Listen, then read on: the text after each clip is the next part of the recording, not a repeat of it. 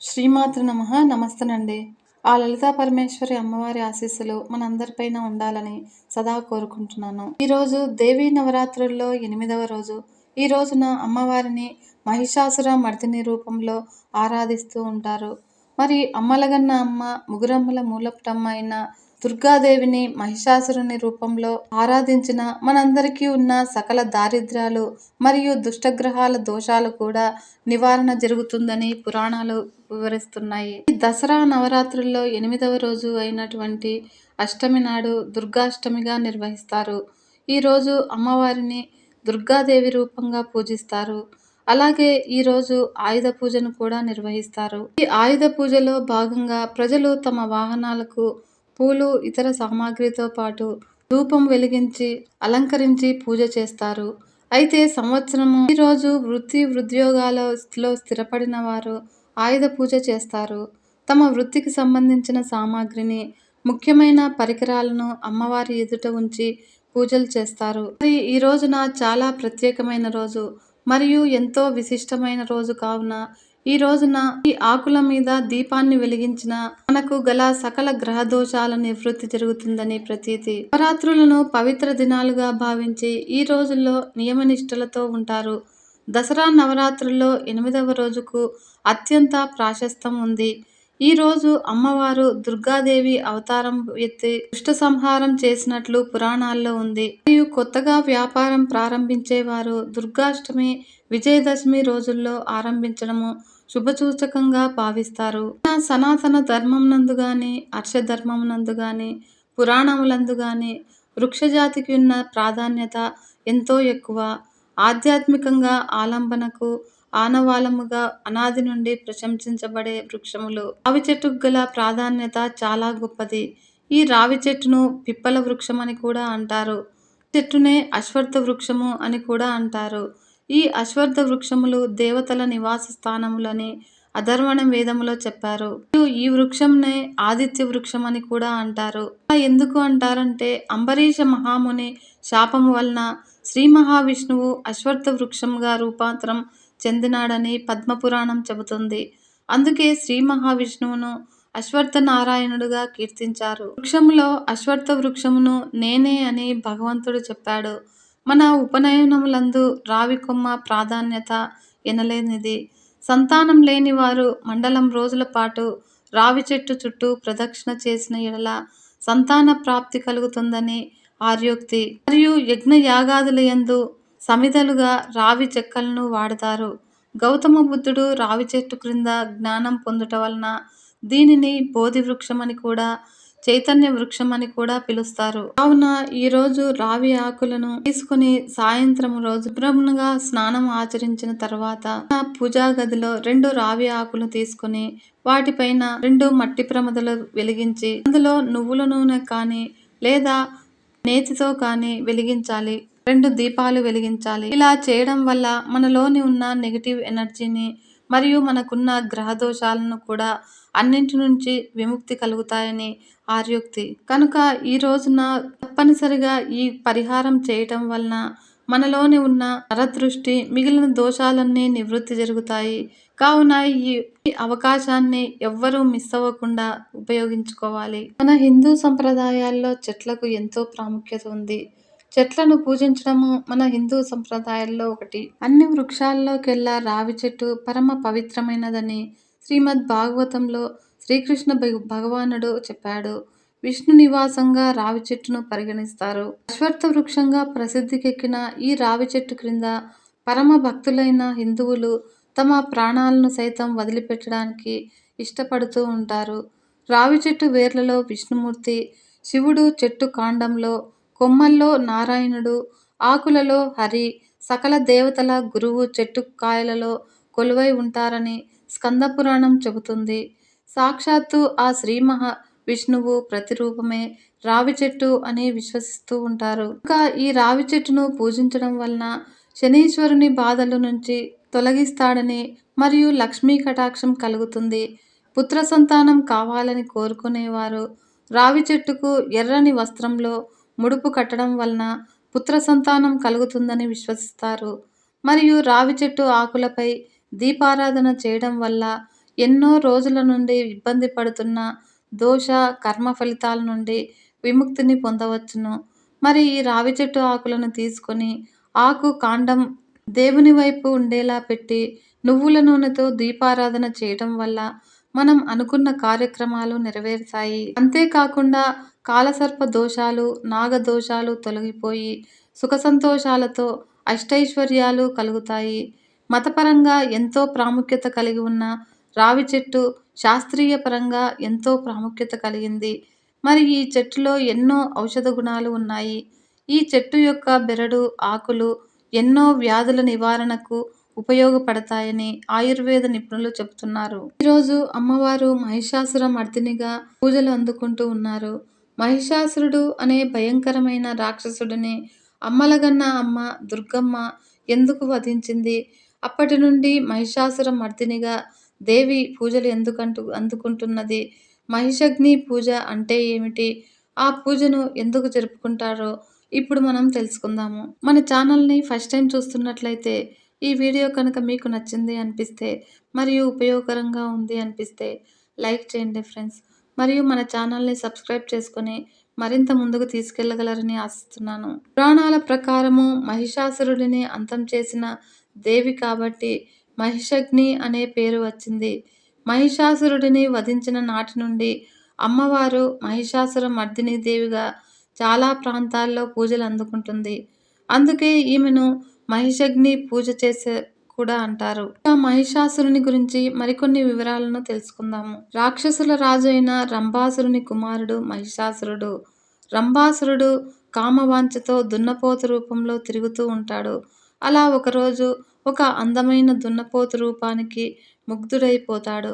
ఆమెను పెళ్లి చేసుకుంటారు. వారికి సగం మనిషి, సగం దున్నపోతు రూపంలో ఉన్న మహిషాసురుడు జన్మిస్తాడు. సాధారణంగా అసురులకు, దేవతలకు మధ్య వైరం ఎప్పటి నుండో ఉండేది. చాలామంది అసురులు వరబల గర్వంతో స్వర్గాన్ని జయించడము, తర్వాత విష్ణువు, శివుడు వేర్వేరు అవతారాలు ధరించి వారిని వధించడం జరుగుతూ ఉంటుంది. అలాగే మహిషాసురుడు కూడా దేవతలను నాశనం చేయాలని భావించాడు. అందుకోసం బాగా ఆలోచించి బ్రహ్మ కోసం ఘోర తపస్సు చేశాడు. అందరూ రాక్షసుల మాదిరిగానే చావు లేకుండా వరం ఇవ్వాలని కోరతాడు. అప్పుడు బ్రహ్మ అది కుదరదని బ్రహ్మ చెప్పడంతో మహిళలు అబలలు కనుక వారు తనను ఎలా సంహరించగలలేరు అని భావించి మినహా ఆడవాళ్లు తప్ప ఎవరి చేత మరణం లేకుండా వరం కోరుకున్నాడు. అందుకు బ్రహ్మ అంగీకరించి వరమిచ్చేస్తాడు. దీంతో మహిషాసురుడు ఆ వరం ఉందనే గర్వంతో ఇష్టం వచ్చినట్లు ప్రవర్తిస్తూ ఉంటాడు. తనను ఓడించే మహిళ ఉండదని విర్రవీగుతూ దేవతలతో యుద్ధానికి దిగి వారిని ఓడించాడు.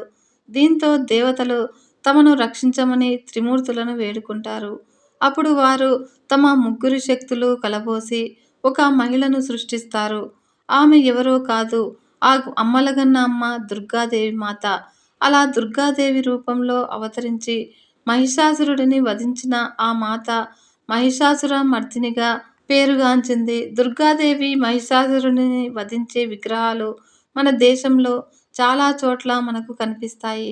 వీటిలో మహాబలిపురము, ఎల్లోరా గుహలు, అలిబేడులోని హోయసాలేశ్వర ఆలయం ద్వారం వద్ద ఉన్నవి. ప్రసిద్ధి చెందిన శిల్పాల్లో కొన్ని, ఇంకా చాలా ఆలయాల్లోనే ఇలాంటి శిల్పాలు మనకు కనిపిస్తాయి. మైసూరు నగర పరిరక్షకురాలైన చాముండీదేవి ఆలయం వద్ద మహిషాసురునికి పెద్ద విగ్రహం ఉందట.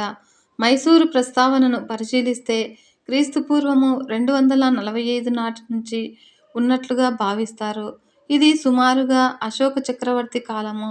ఆ కాలంలో బౌద్ధమతం ప్రబలంగా ఉండేది. అప్పుడు జరిగిన 3వ బౌద్ధ స్నాతకోత్సవం ముగింపు సందర్భంగా ఆయన మహిష మండలానికి ఒక బృందాన్ని పంపారని అక్కడి ప్రజలు పేర్కొంటారు.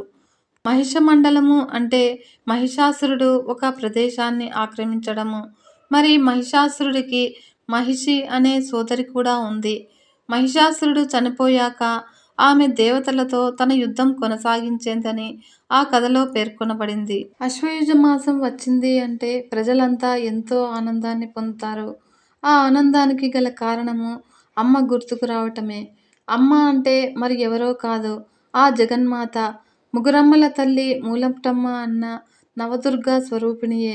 ఎందరో మహాయోగులు నిరూపిస్తూ వస్తున్నట్లు ఈ సృష్టియందు గల చరాచర వస్తువులన్నింటియందు మానవాతీతమైన, అనిర్వచనీయమైన, అవ్యక్తమైన, చైతన్యవంతమైన, ఏదో తెలియని ఒక మహా అద్భుత శక్తి ఒకటి దాగి ఉంది. ఈ సృష్టియందు గల జ్యోతిర్మండలంలో గాలి, నిప్పు, నీరు, భూమి ఇవన్నీ మానవ నిర్మితాలు మాత్రమే కావు అన్నది రూఢిగా అందరూ ఆమోదించే విషయమే. శక్తినే మహేశ్వరీ శక్తిగాను, పరాశక్తిగాను, జగన్మాత శక్తిగాను పలు రూపాల్లో పిలుస్తూ ఉపాసిస్తూ ఉంటారు. ఈ నవరాత్రుల పుణ్యదినాల్లో ఏ నోట విన్నా ఈ దుర్గా సప్తశతి శ్లోకము వింటూ ఉంటాము. ఈ శక్తే కనుక లేకుంటే శివుడైనా ఏమీ చేయలేడని, శివుని యొక్క శక్తి స్వరూపమే దుర్గామాతయని ఆదిశంకరాచార్యుల వారు వారి అమృతవాక్కులో పేర్కొన్నారు.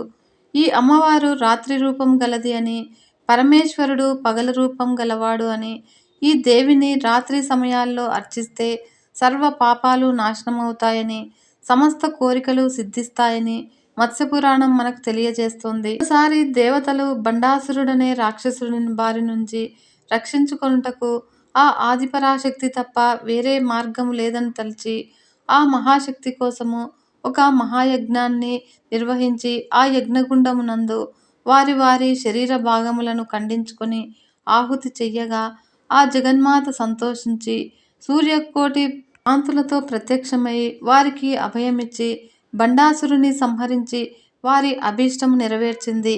ఆ దేవి పాడ్యమి మొదలు నవమి వరకు ఒక్కొక్క రోజు ఒక్కొక్క అవతారాన్ని ధరించి రాక్షసులను వధించసాగింది.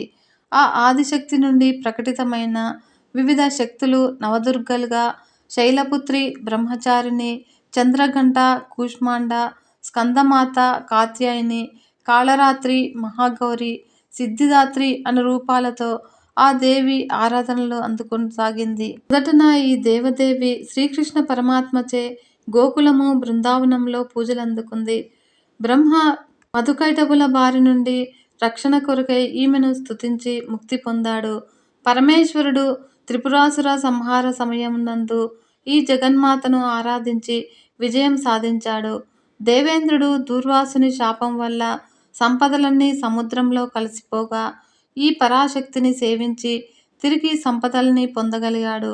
ఇలా మహామునులు, దేవతలు, సిద్ధి, మనువు వల్ల ఏర్పడిన ఈ మానవులు ఎంతగానో ఆరాధించి ఆ దేవీ కటాక్ష పాత్రులవుతున్నారు. శ్రీజ మాసంలో శుక్లపక్షంలో పాడ్యమి హస్తా నక్షత్రంతో కూడుకున్న శుభదినాన ఈ పూజ ప్రారంభించుటకు చాలా మంచిదని మార్కండేయ పురాణం చెబుతోంది. అందువల్ల ఆ రోజు నుంచి ఈ నవరాత్రులు ప్రారంభిస్తారు. అందులో మొదటి 3 రోజులు దుర్గా రూపాన్ని ఆరాధించి అరిషడ్వర్గాలను, తదుపరి 3 రోజులు లక్ష్మీ రూపాన్ని ఆరాధించి సిరి సంపదలను, చివరి 3 రోజులలో సరస్వతీదేవి రూపాన్ని ఆరాధనతో జ్ఞానాన్ని పొందాలి అని పెద్దలు చెప్తారు. ఈ నవరాత్రి ఉత్సవాలలో దేవి నవాంశల పూజలు నిర్వహిస్తూ ఉంటారు. 2 సంవత్సరాల బాలిక నుండి 10 సంవత్సరాల బాలిక వరకు అనేక రూపాల్లో వారిని షోడశోపచారాలతో పూజిస్తూ ఉంటారు. ఈ కుమారి పూజలోని ఔన్నత్యాన్ని ఎరిగిన అగస్త్యుని భార్య లోపాముద్ర ఈ పూజను చేసిందట. ఈ దేవి యొక్క అష్టాదశ శక్తిపీఠాలు దేశమంతటా ఉన్నాయి. ఇందులో దసరా నవరాత్రులు ఉత్సవాలు అత్యంత వైభవంగా నిర్వహిస్తూ ఉంటారు. ఇక దేవి ఉపాసకులైతే ఈ నవరాత్రులు అంటే ఎంతో ప్రీతికరమైనవిగా భావిస్తారు. అందరూ నవరాత్రులు జరుపుకొని ఒక విజయదశమి రోజున సాయంత్రము నక్షత్ర దర్శనము, విజయ సమయాన శమీ వృక్షము అంటే జమ్మి చెట్టు వద్ద గల అపరాజితా దేవిని పూజించి ఈ శ్లోకంతో శమీ శమయతే పాపం శమీ శత్రుని వినాశిని అర్జునస్య ధనుర్ధారి రామస్య ప్రియదర్శిని అను శ్లోకమును స్మరిస్తూ ప్రదక్షిణ చేసి ఆ శ్లోకం రాసుకున్న చీటీలు ఆ చెట్టు కొమ్మలకు తగిలిస్తారు. అలా చేయటం వల్ల అమ్మవారి కృపతో పాటుగా శనిదోష నివారణ కూడా పొందుతారని ప్రతీతి. ఇలా ఈ జగన్మాత మానవులను తీర్చిదిద్ది మా అంటే మాయ, నా అంటే లేకుండా, వా అంటే వర్తింపచేసిన తల్లిగా లాలించి తండ్రిగా పోషించి గురువుగా ప్రపంచ విలువలను చాటి చెప్పే శక్తి ఆ జగన్మాతకే సాధ్యము. శ్రీరామచంద్రుడు విజయదశమి విజయకాలమందు ఈ శమీ పూజను గావించి లంకపై జైత్రయాత్ర ఆరంభించుట వల్ల ఆ శమీ వృక్షము రామస్య ప్రియదర్శిని అయినది అని అంటారు. అందువలన భారతీయులంతా దీనిని విజయ ముహూర్తంగాను పరిగణిస్తారు. ఆ అసాధ్యాలను సుసాధ్యాలుగా చేయాలన్నా, మనకు ఏర్పడిన సర్వ దుఃఖాలు ఉపశమనం పొందాలన్నా, దారిద్ర్యం తొలగి ఆయురారోగ్యాలు అష్టైశ్వర్యాలతో ఇహపరలోక సుఖాలను పొందుటకై ఈ దేవీ నవరాత్రుల యందు ఆ దేవదేవికి పూజలతో పాటు శ్రీ లలితా సహస్రనామ పారాయణలు నిత్యము గావించి ఆ జగన్మాత కృపా కటాక్ష వీక్షణలు మనమంతా పొందుదాము. విన్నారు కదా ఫ్రెండ్స్. ఓం శ్రీమాత్రే నమః. సర్వే జనా సుఖినో భవంతు. లోకా సమస్త సన్మంగళాని భవంతు. నమస్తే.